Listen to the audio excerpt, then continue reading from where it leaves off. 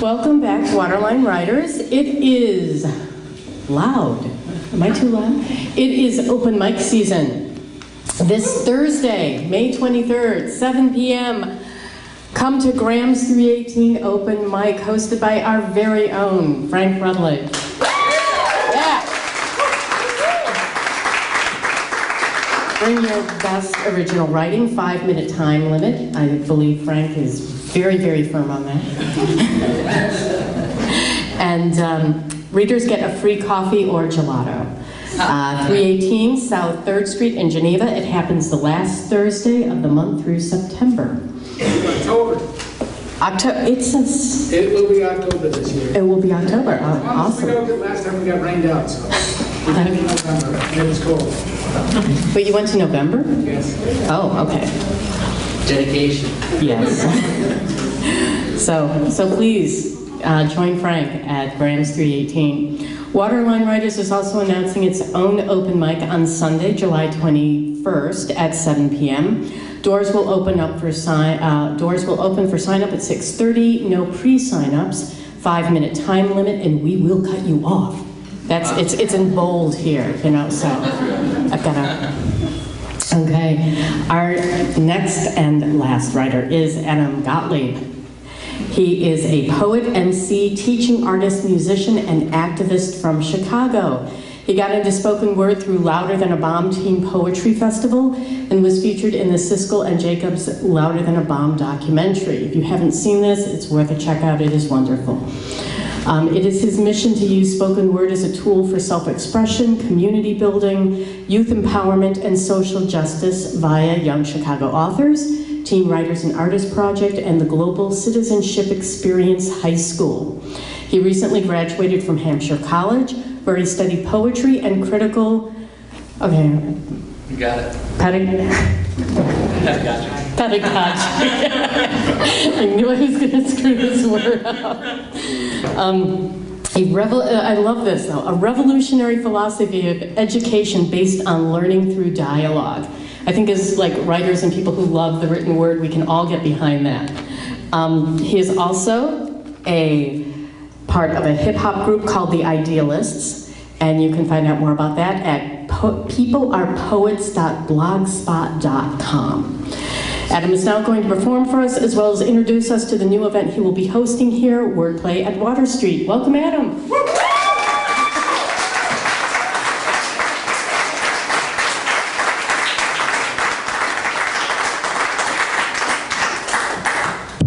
Thank you. Whoa, that's hot.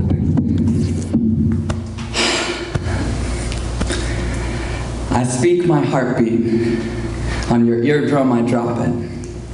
All people are poets, and poets are prophets. When you speak your truth, God's speaking through you. We were made to communicate, and that's what we do. Your voice is your voice, and nobody else can reach for it, teach for it, only yourself. So show what you know that is known just to you. Poet, speak poetry, and know it is true. Thank you.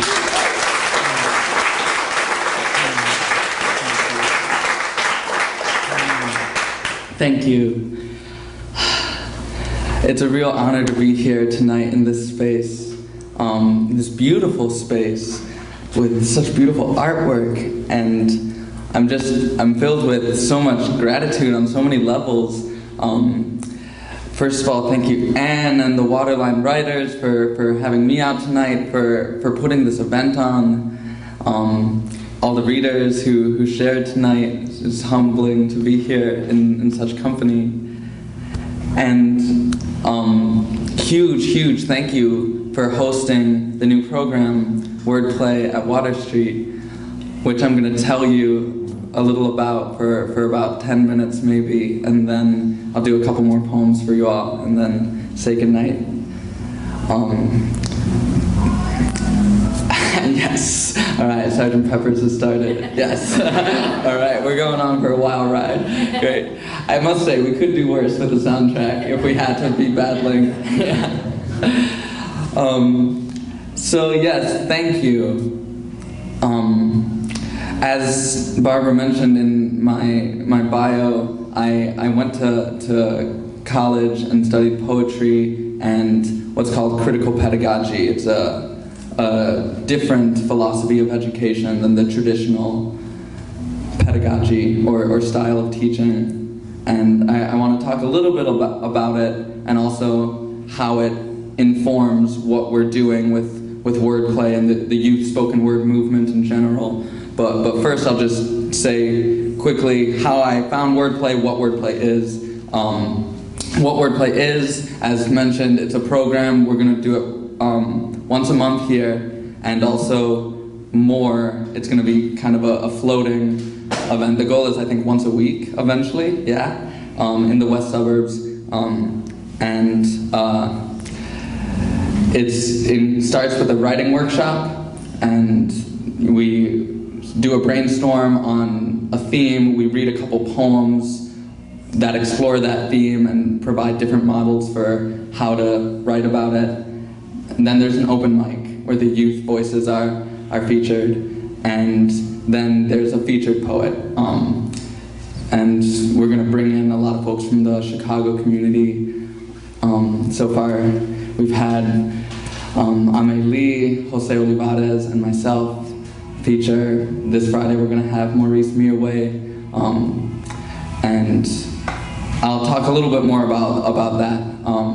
But real quick, we have some youth here who have been to the word plays. So raise your hand if you're a youth who's been to wordplay. I'm looking at you, Shane. yeah, sure. All right, give it up to them, right? Yes.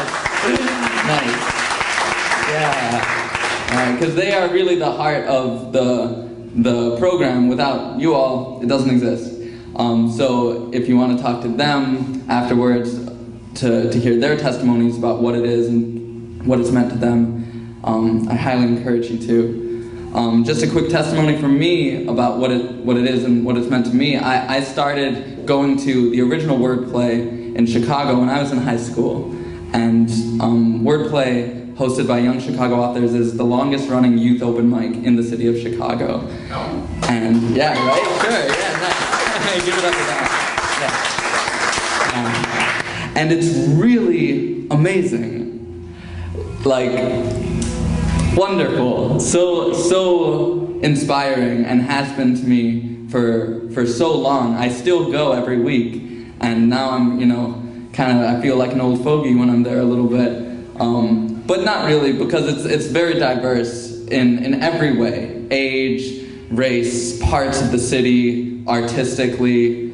In fact, it's perhaps the most radically diverse space I've ever been to.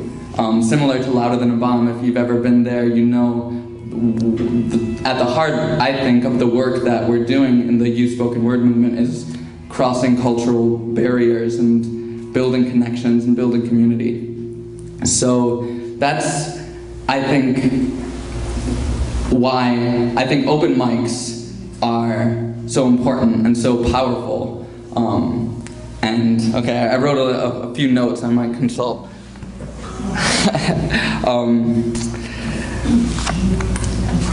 Well, yeah, so so the power of open mics.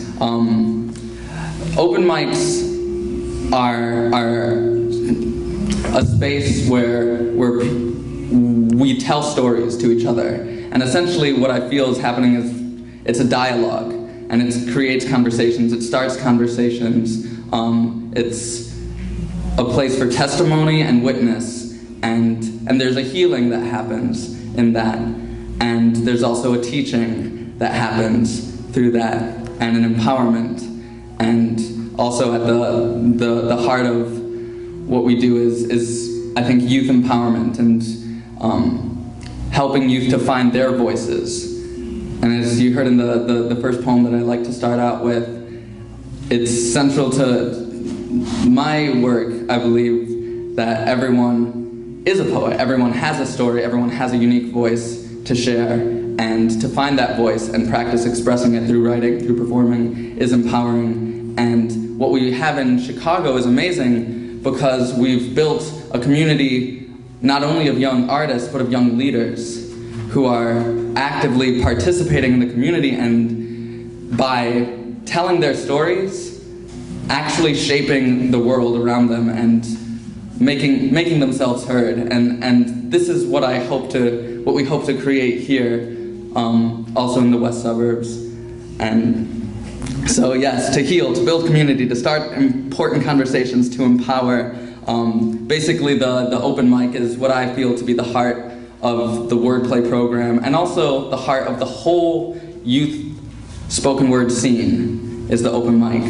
And I guess that's a good segue to talk a little bit about critical pedagogy and the paradigm shift from the traditional model of education where there's a teacher and the students are as if passive learners, just receiving knowledge without giving their own. And critical pedagogy is a field of education that challenges that assumption and is about creating a dialogical model of education. It was started by Paulo Freire in Brazil, who published Pedagogy of the Oppressed in 1970. And I encourage everyone to read this book. It changed my life and really started me.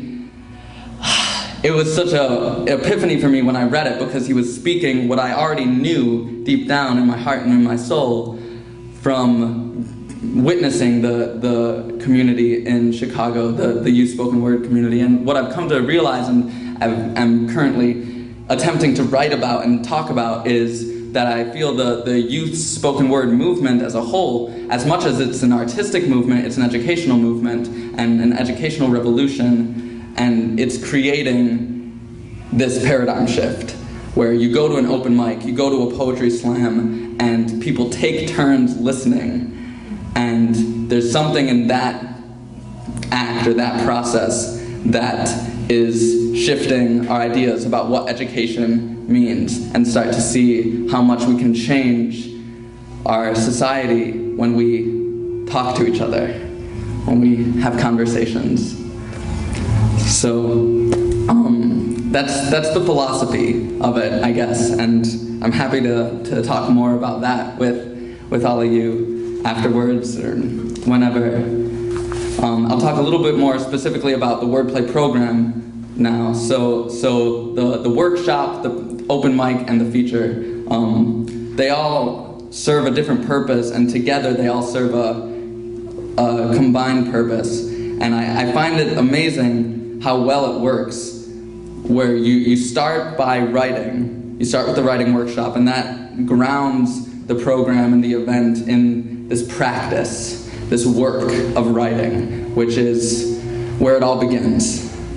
And it puts the emphasis on the craft and our dedication to the craft, and it develops reading and writing skills and introduces the students to new poets, and it's risky, and everyone writes, and then if you want to, you can share, and that takes a lot of courage in itself if people share something they just wrote in 5 minutes. But it's really wonderful, and you begin to start building the community right there.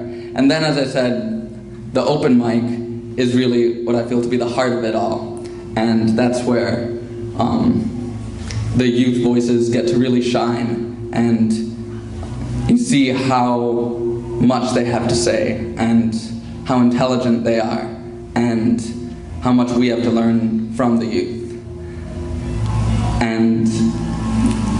And that's, again, where the community building really happens. And then there's the feature, and the features are there to inspire, to model,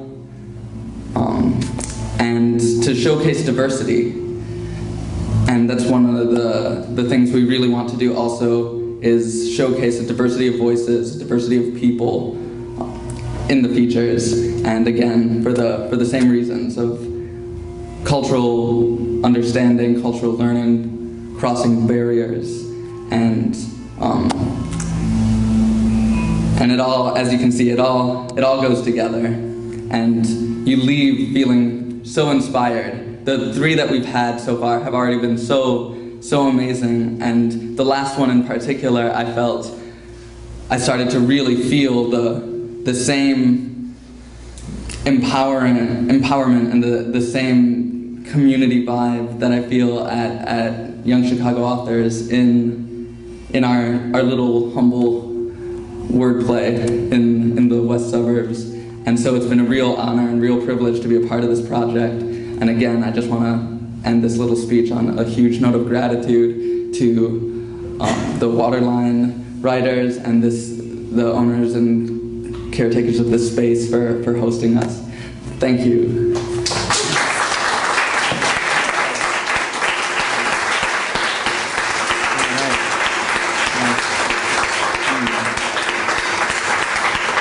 If you want to know more about wordplay at Water Street or Teen Writers and Artists Project, you can talk to me and Diana Zwinnick right here. She's the owner, director of the organization. And there are other exciting things too that I forgot to mention, so I'll just mention quick.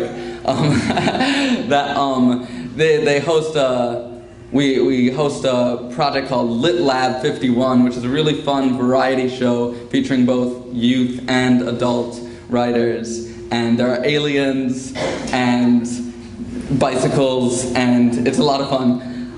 Talk to us about that, and the youth who come to wordplay will also have the opportunity to participate in Lit Lab 51. And do other cool stuff, like collaborate with dancers on dance poetry fusion projects, and all sorts of cool stuff that we're dreaming and we're up to. So talk to us, and thank you again. You don't have to clap. Thank you. You can clap. All right. All right, so I guess I'll spit a couple pieces for y'all, and then we can all mingle and go home and to bed and dream.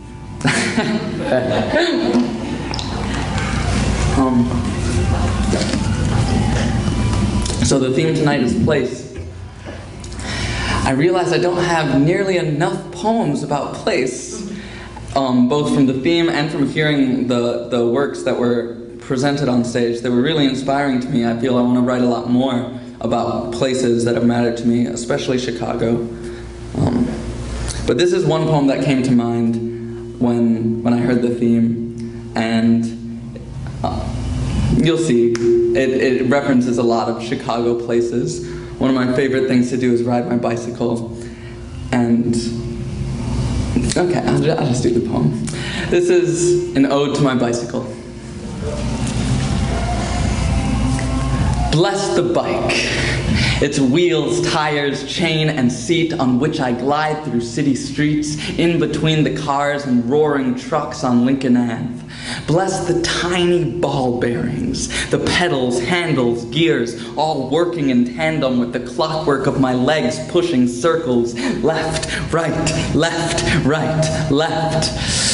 Praise the kiss of wind on my face, bless the caress of wind in my hair, wind rushing through my clothes, wind pulling, pushing air, brushing my whole body, filling my nostrils, hitting my eyes. Praise the way the bicycle embraces weight and masters gravity.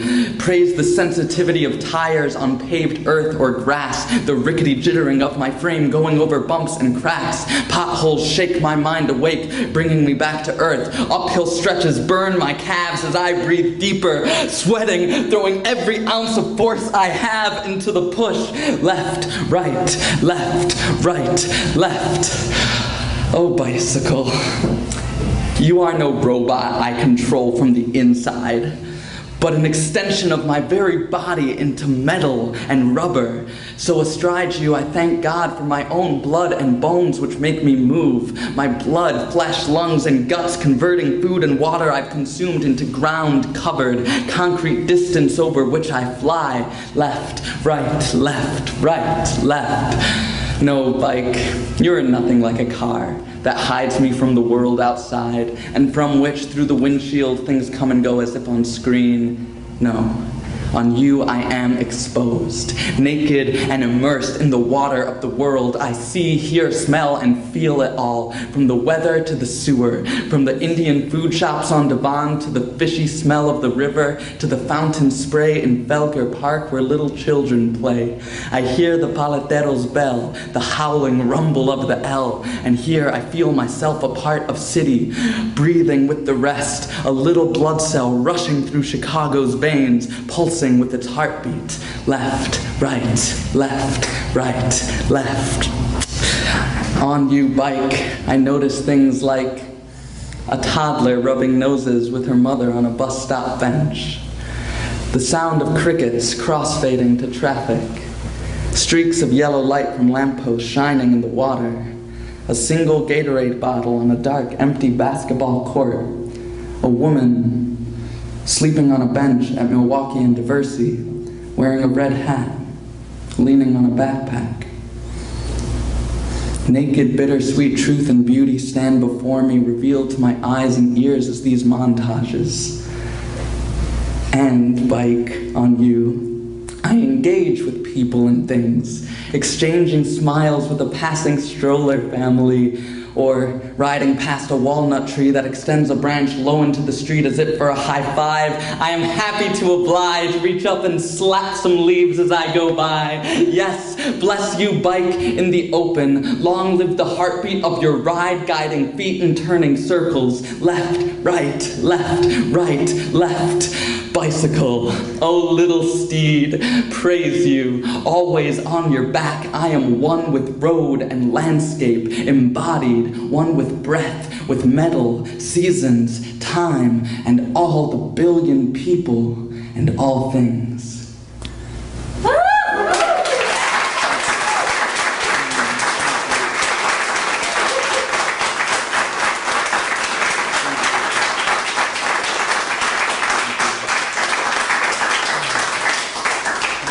Thank you. Yeah, that was fun. All right. I did that poem actually as my character in Lit Lab 51, Peter Picketer. I'm an alien who rebelled against all the other aliens who are testing on the humans by making them do art and poetry. To learn about human nature. So I quit the alien scientist group, and I went to live among the humans, and I discovered the bicycle. And it was the most amazing discovery Peter Picketer had ever made. That was a lot of fun. So yeah, check out Lit Lab 51. And yes, I guess I'll mention this. I'll plug my stuff before I forget to. So Barbara mentioned my blog, peoplearepoets.blogspot.com. I put new stuff on it every now and then. Lately I've been really into putting the workshops up there, so like lesson plans for poetry workshops that I might teach at Wordplay or anywhere else. And I encourage everyone to try them themselves and to teach them themselves wherever. So check that out. You mentioned I'm in a new hip-hop group called the Idealists, spelled E-Y-E, Dealists. You can check us out online. And one thing I want to plug is a new website that's really exciting called patron21.com. It's a new model for exchanging work between artists and fans. Basically, you subscribe to an artist and you donate a monthly amount. Starting the lowest you can give is $2 a month, and the artist gives you something in exchange. So a couple of tracks every month is what we have with the Idealists. With my solo account, it's one thing written and one thing recorded, different, and I'll also send you the lyrics of the song or whatever. But then you get a poem too, and then there's more. You can be as creative with it as you want. So both for me selfishly and for the world unselfishly, this is a really exciting new website. So check it out, patron21.com. I'm on there, both solo and with the Idealists. That's probably the best way to get my work. I didn't bring any CDs tonight. But yes, thank you. And okay. Thank you. Yes. So this next piece I'll close with is somewhat new. It's a manifesto. It's dedicated to a man named John Cicelli, who's a dear friend of mine and a spiritual teacher of mine in the neighborhood where I live in Chicago, in Rogers Park. He holds meditation circles at his house, and he's a shaman. It's shamanic meditation, like inner dreaming.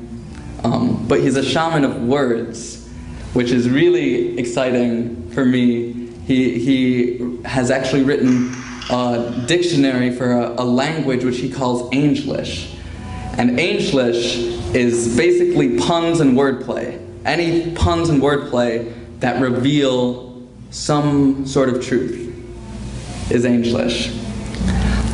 And it's so exciting to me and so resonant with my work as a poet and MC that I had to write about it. And it took me a couple of years to finally say what I felt I wanted to say about it. And it just came out one day, as this piece. So it was also really inspired by the works of Saul Williams, one of my favorite, all-time favorite poets and MCs, and one of my first inspirations getting into spoken word. So this is Angelish, a hip-hop manifesto for John Cicelli. And it starts with a quote by Saul Williams, who said, "Equate rhyme with reason."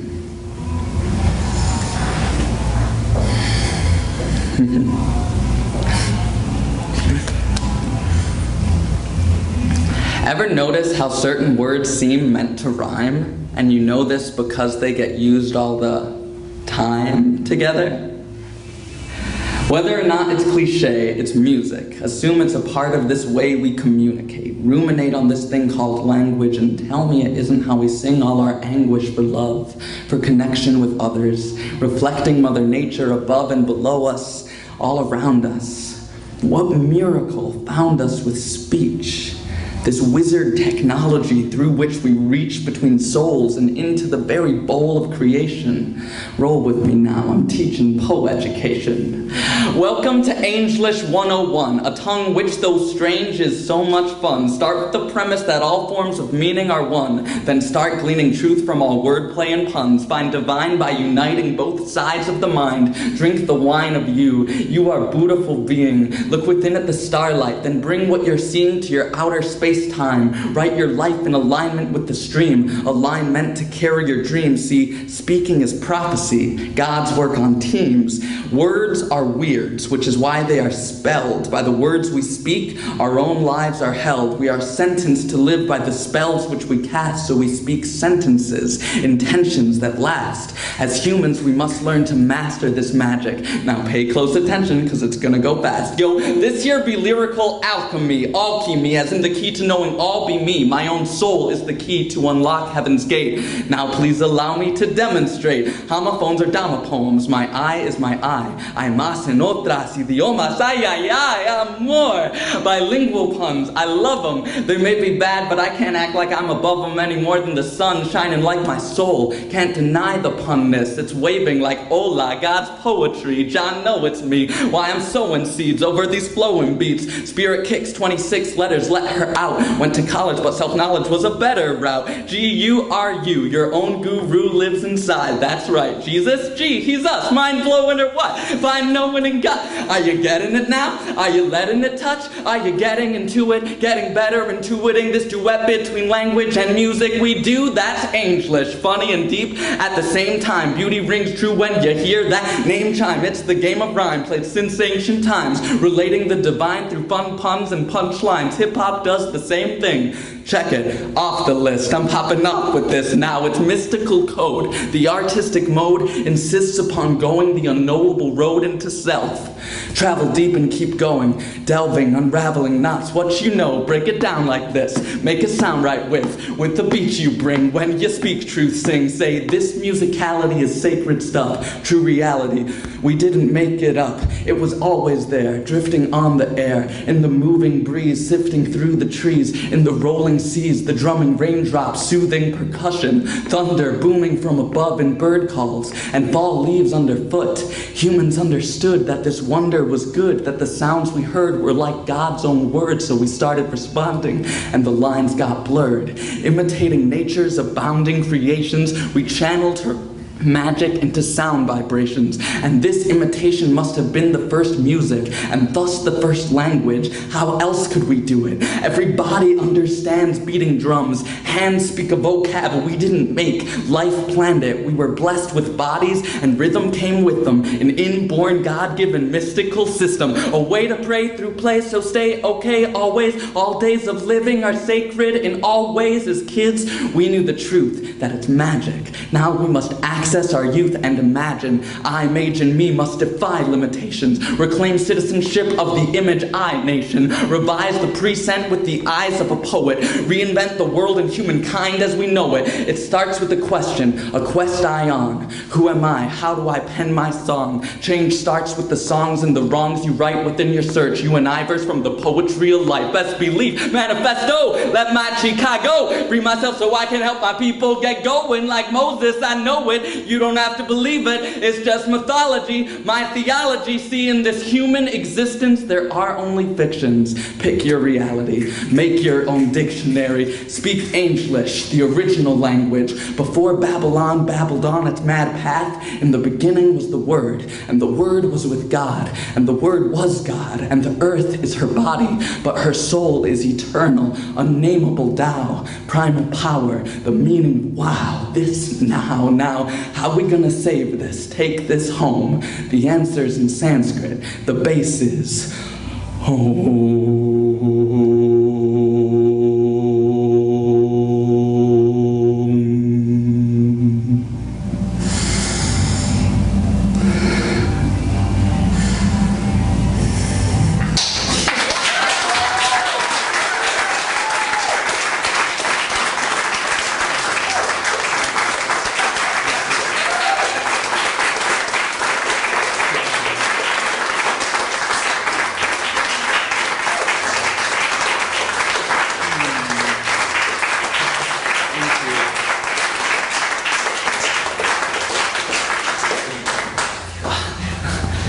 Thank you.